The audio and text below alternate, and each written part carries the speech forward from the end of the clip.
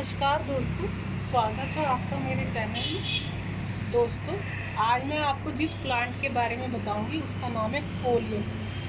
ये आप मेरे दोनों गमलों में देख रहे हैं, ये कोलियस लगे हुए हैं दोस्तों। ये आप पुदीना कभी आपने ध्यान से देखा होगा ना, छोटा पुदीना उसी की फैमिली से आता है, उसी की ये प्रजाति है कोलियस प्लांट। लगाते किस लिए? रंग बिरंगा होता है, आपके गार्डन को बहुत ज़्यादा खूबसूरती देता है, इसलिए इस प्लांट को लगाया जाता है।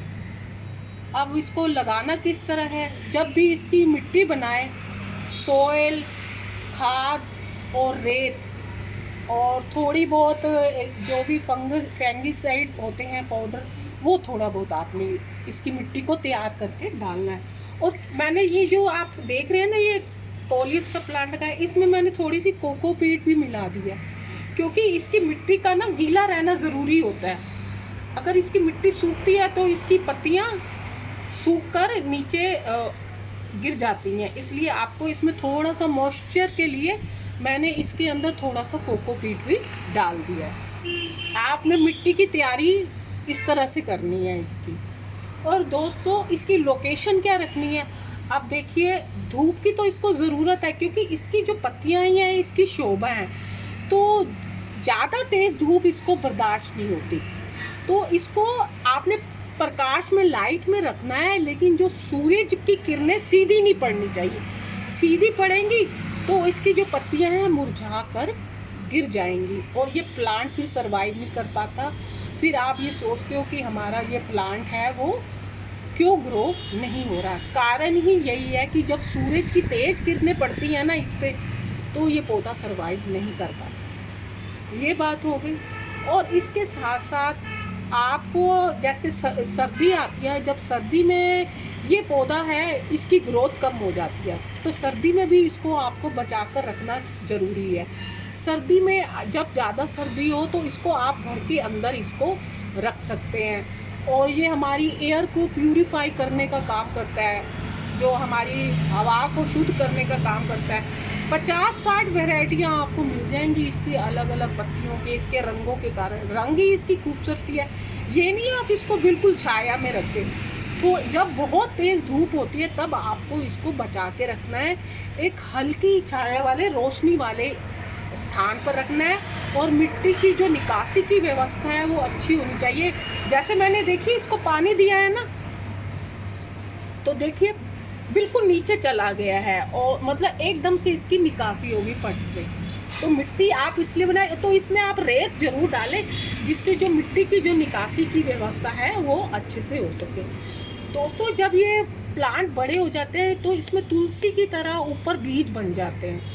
उन बीजों से भी आप अपने पौधे को तैयार कर सकते हैं। बहुत उसमें छोटे छोटे, जैसे तुलसी के होती है ना मंजरी, वैसे ही इसके बीज निकलते हैं। तो आप वो मंजरी को कलेक्ट करके आप उसको रख सकते हैं। अगर आप इसको घना बनाना चाहते हैं, आप चाहते हैं कि हमारा ये पौधा बुशी हो, तो टाइमों टाइम इसकी ना कटिंग करते रहे, आस पास से कटिंग करते रहे। जब ये घना घना हो जाता है तो ये थोड़ा ज़्यादा खूबसूरत लगता है, इसलिए इसकी थोड़ी सी आप छटाई करते रहिए।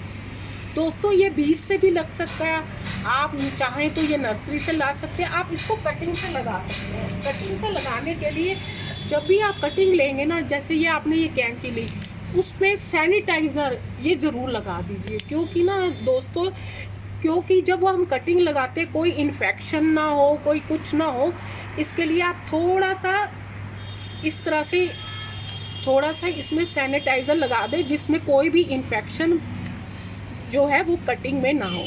जैसे आपने कटिंग ले ली, कोई भी कटिंग आप, जैसे ये कटिंग का जो साइज़ है वो 3 से 4 इंच, आप यहाँ से उसको आप काट सकते हैं। ये देखिए, मैं आपको कटिंग करके बताती हूँ। ये मैंने इसकी थोड़ी सी, ये 3-4 इंच में मैंने इसकी ये कटिंग कर दी। और इसके बाद मैं ये क्या करूँगी, इसकी जो आसपास की जो पत्तियाँ हैं ना, उसको कट कर दूँगी। कट इसलिए करना है कि जो हमारे जो प्लांट है उसकी जो हम कटिंग लगा रहे हैं, उसकी सारी जो एनर्जी है जड़ बनाने में लगे, नहीं तो वो उसको अपनी एनर्जी पत्तियों को भी बनाने में लग जाएगी। ये मैंने इसकी सारी पत्तियां काट दी। अगर चाहे तो आप ऐसे लगा सकते हैं, नहीं तो अगर आपके पास कोई भी रूटिंग हार्मोन है ना, रूटिंग हार्मोन से भी आप इसकी कटिंग लगा सकते हैं। फिर इसको आप जहाँ पर भी लगाना है, ये आप उसको इस तरह से, आप ये देखिए, इस तरह से करके आप इसकी कटिंग लगा दीजिए। बस ये ध्यान रखिए, कटिंग लगाएं और जो जिससे भी आप कटिंग कर रहे हैं वो स्टेरलाइज्ड होनी चाहिए, ताकि कोई भी इन्फेक्शन ना हो। दोस्तों, इसमें जो कीड़ों का अटैक है वही मिली बग जो और दूसरे प्लांट में अटैक करते हैं, उसके लिए आप नीम का जो तेल है वो ले सकते हैं। उसमें आप पानी डाल के, एक ढक्कन 1 लीटर पानी में डाल के उसका आप छिड़काव करिए। अगर ऊपर की पत्तियों में भी करना है छिड़काव और नीचे की पत्तियों में भी करना है, ये आपको ध्यान देना। अब दोस्तों मई ख़त्म हो गया, अब जून आ रहा है। जून जुलाई में बारिश आएगी ना, तो आप इसको बेधड़क धूप में रख सकते हैं। तब आपको इसको धूप से बचाने की ज़रूरत नहीं है। तब की धूप में आप रखेंगे ना तो इसकी पत्तियों का कलर बहुत अच्छा हो जाएगा। ये आपको इसका ध्यान देना है। मैंने आपको कटिंग लगाना भी बता दिया। आप अपने गार्डन में अगर आपके घर में अगर जानवर बिल्ली और कुत्ता है तो इसकी पत्तियों से थोड़ा सा उसको बचा के रखिए, क्योंकि इसकी पत्तियों में थोड़ा सा जहरीलापन होता है, बस आप उनको उससे थोड़ा सा बचा के रखिए। बाकी इसमें कोई इतना वशीला नहीं, बस आप पालतू जानवरों से इसको बचा के रखिए। बस आप इन्हीं बातों का ध्यान दीजिए, ये प्लांट अच्छे से सरवाइव करेगा।